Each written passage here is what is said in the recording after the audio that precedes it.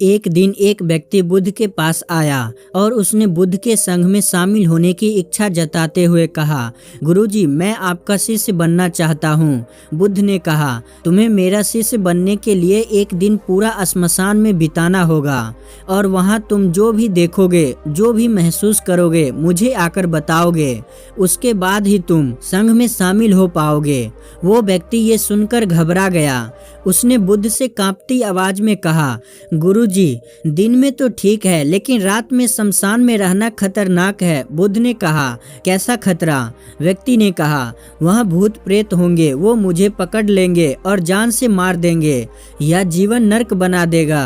भूत प्रेतों का खौफ उस व्यक्ति के चेहरे पर साफ दिख रहा था। पर बुद्ध ने कहा, क्या तुमने भूत प्रेत देखे हैं? व्यक्ति ने कहा, नहीं, पर मैंने सुना बहुत है और कुछ ऐसे लोगों को जरूर देखा है जिसमें भूत आ जाते हैं और उन्हें परेशान करते हैं, अजीब अजीब हरकतें करते हैं। इस पर बुद्ध ने कहा, फिर तो अब तुम्हारे पास ये सुनहरा अवसर है ये जानने के लिए कि क्या वाकई भूत होते हैं या नहीं। तुम एक रात शमशान में व्यतीत करो। वहाँ अगर तुम्हें कुछ ऐसा लगे कि वो भूत है तो देखना कि वो कैसा दिखता है, और यदि ऐसा कुछ ना हुआ हो तो तुम यह जान पाओगे कि भूत प्रेत जैसी कोई चीज नहीं होती। इस पर पूरी रात तुम जो भी अनुभव कर पाओगे वो सुबह मुझे आकर बताना। बुद्ध की बातों से वो व्यक्ति जिज्ञासु हो जाता है। व्यक्ति बोला, ठीक है गुरुजी, मैं एक पूरा दिन और एक रात शमशान में गुजारूंगा। बुद्ध ने कहा, ठीक है, अभी तुम स्नान कर लो और आश्रम में जाकर भोजन करके आराम करो। कल सूर्य की पहली किरण के साथ ही शमशान पहुंच जाना। व्यक्ति के जाने के बाद बुद्ध ने अपने 4 शिष्यों से कहा कि वह व्यक्ति कल शमशान जाएगा, तुम उसके पीछे जाना और उस पर नजर रखना, पर ध्यान रहे उसे भनक भी ना लगे कि कोई उस पर नजर रख रहा है। अगले दिन सुबह होते ही वो व्यक्ति शमशान पहुंच गया। बुद्ध भिक्षु भी उस व्यक्ति का पीछा करते हुए एक जगह छुपकर उस व्यक्ति पर नजर रखने लगा। जब तक दिन था तब तक वो व्यक्ति शमशान में इधर उधर घूमता रहा। उसे खास वैसा कुछ भी अनुभव नहीं हुआ, लेकिन जैसे जैसे सूर्यास्त के साथ अंधेरा घना होता जा रहा था उस व्यक्ति की धड़कनें बढ़ती जा रही थी। किसी तरह उस व्यक्ति ने पूरी रात शमशान में गुजार ही ली और सुबह होते ही वो बुद्ध के पास पहुंच गया। बुद्ध ने व्यक्ति से पूछा, बताओ, शमशान में कैसा समय व्यतीत हुआ तुम्हारा? क्या अनुभव किया? क्या क्या देखा? व्यक्ति बोला, गुरुजी, जैसे ही मैं सुबह सुबह शमशान पहुंचा तो वहां कुछ घंटे बाद मुझे कुछ लोगों की भीड़ शमशान की ओर आती दिखाई पड़ी जो एक अर्थी लिए आ रहे थे। मैंने जब उन लोगों को ध्यान से देखा तो उनमें से कुछ लोग बेहद दुखी, कुछ लोग सामान्य और कुछ लोग बेहद खुश थे। वो लोग उस मृत इंसान के बारे में बोल रहे थे कि इस व्यक्ति ने बहुत अच्छे कर्म किए हैं, बहुत किस्मत वाला है ये। इसके बाद भी उस मृत बुजुर्ग के बेटे ने अपने वृद्ध पिता की चिता को अग्नि दी। अर्थी के साथ शमशान आए लोग कुछ देर वहीं खड़े रहे। चिता प्रचंड अग्नि की लपटों से धू धू करके जलती रही। सभी लोग मायूस खड़े जलती चिता को निहार रहे थे। जैसे जैसे चिता की अग्नि मंद पड़ने लगी वहां मौजूद लोग भी वहां से जाने लगे।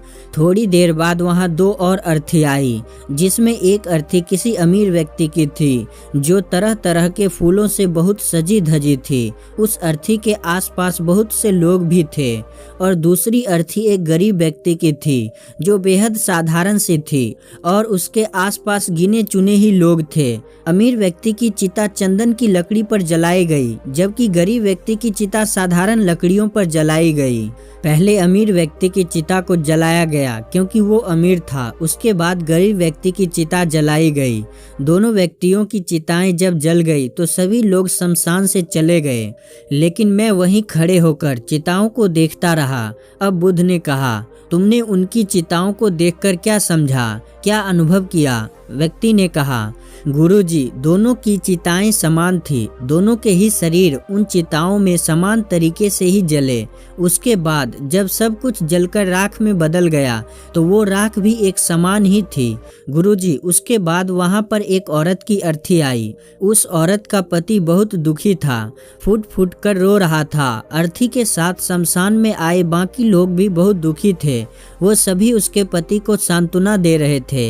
हे बुद्ध गुरु, मैंने उसमें देखा देखा कि बहुत से लोग काफ़ी ज्ञानी थे, वो ज्ञान की बातें कर रहे थे। मैंने ध्यान से उनकी बातों को सुना तो वो बोल रहे थे कि अर्थी की सवारी करते हुए मृत होकर एक दिन तो सबको यहाँ आना ही है। जीवन हमें इंसानियत और परोपकार से जीना चाहिए, अधर्म कर्म से दूर रहना चाहिए, किसी को कभी कष्ट नहीं देना चाहिए।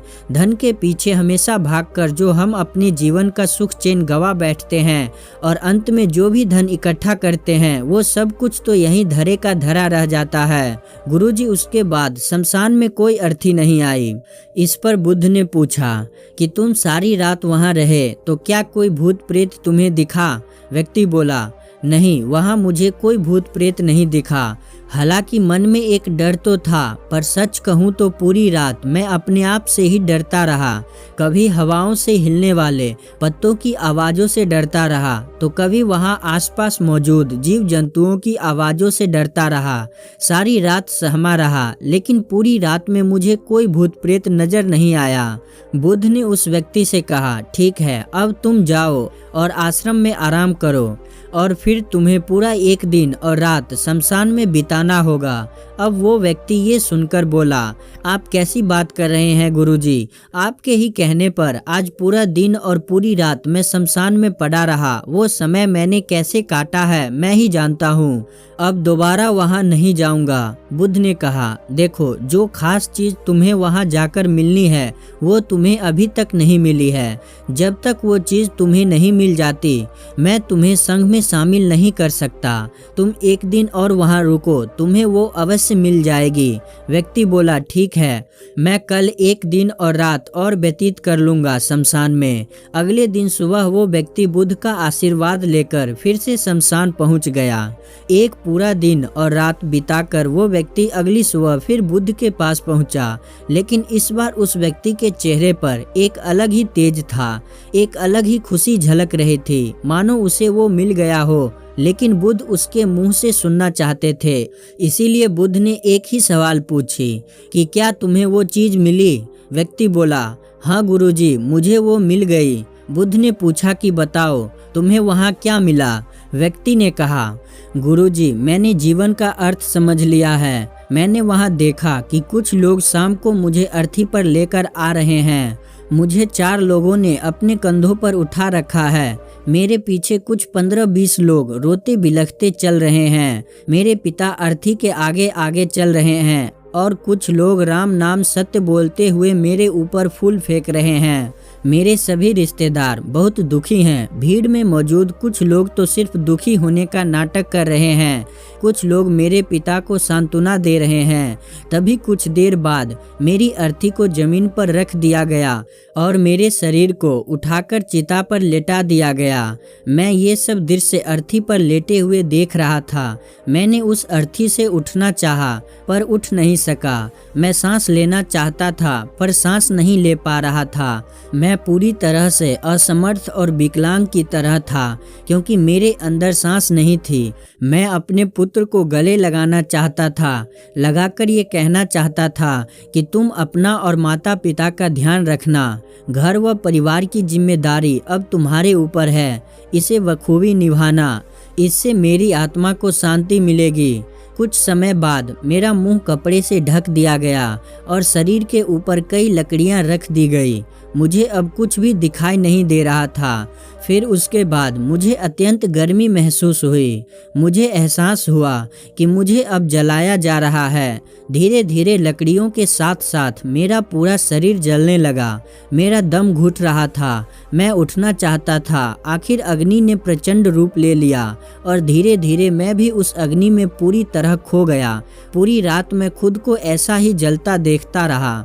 मैंने देखा कि अंतिम रूप में मैं एक राख बन चुका हूँ। उस पूरी रात ना तो मैं डरा, ना ही मुझे डर का एहसास हुआ। जब आंखें खुली तो एक तीव्र रोशनी मेरे आंखों पर पड़ी। मैंने देखा कि ये तो मैं ही हूँ, वो भी शरीर के साथ। मुझे बहुत खुशी का अनुभव हुआ। उसके बाद मेरे मन से न जाने कितने ही भ्रम समाप्त हो गए और मैं आपके पास आ गया। बुद्ध मुस्कुराए और बोले कि तुम अब संघ में शामिल हो सकते हो, क्योंकि तुमने अब ज्ञान रूपी उस बीज को प्राप्त कर लिया है जिसमें शरीर को भूलकर स्वयं को जानने की इच्छा होती है। इसी ज्ञान की प्राप्ति के लिए मैंने तुम्हें शमशान भेजा था, जहां अंततः तुमने ये जाना कि शरीर नश्वर है, नेत्रों से दिखने वाली हर चीज नश्वर है। शमशान आने वाला हर व्यक्ति भी यह समझ रहा होता है, पर शमशान से वापस जाते ही वो सब कुछ भूलकर पुनः उन्हीं गलत क्रियाओं में लग जाता है, जैसे झूठ बोलना, लूट धसोट, अधर्म, लालच, लालसा, बुराई, क्रोध, अपशब्द, अहंकार, ईर्ष्या इत्यादि नाना प्रकार बुरी भावनाओं से बुरे कर्मों को अंजाम देते हैं। किंतु अब तुम्हारे अंदर ज्ञान का वो बीज अंकुरित हो चुका है जिसमें हम जीवन को तब तक नहीं समझ सकते जब तक मृत्यु को निकट से देखा व समझा ना जाए। अच्छे स्वास्थ्य की कीमत वही समझ सकता है जो अत्यंत बीमार हो या जो बहुत लंबे समय से बुरे स्वास्थ्य से जूझ रहा हो। ठीक उसी तरह जीवन का महत्व वही समझ सकता है जो मृत्यु से रूबरू हुआ हो या जो मृत्यु को समझ चुका हो, एहसास कर चुका हो। अब तुम्हें इसी बीज को लक्ष्य बनाकर ध्यान की मदद से स्वयं को और ज्यादा जानना है और ज्ञान की उस सीमा पर पहुंचना है जिसे जानने के बाद कुछ भी शेष नहीं रह जाता, कोई इच्छा, कोई लालसा शेष नहीं रह जाती। मन हर विचारों से मुक्त हो जाता है, सब शून्य में समाहित हो जाता है। मन में जिज्ञासा का कौतूहल शांत होकर ज्ञान रूपी शांति में बदल जाता है। यहीं से परम शांति, सुख, सुकून का आनंद एवं अनुभव प्राप्त होना आरंभ होता है।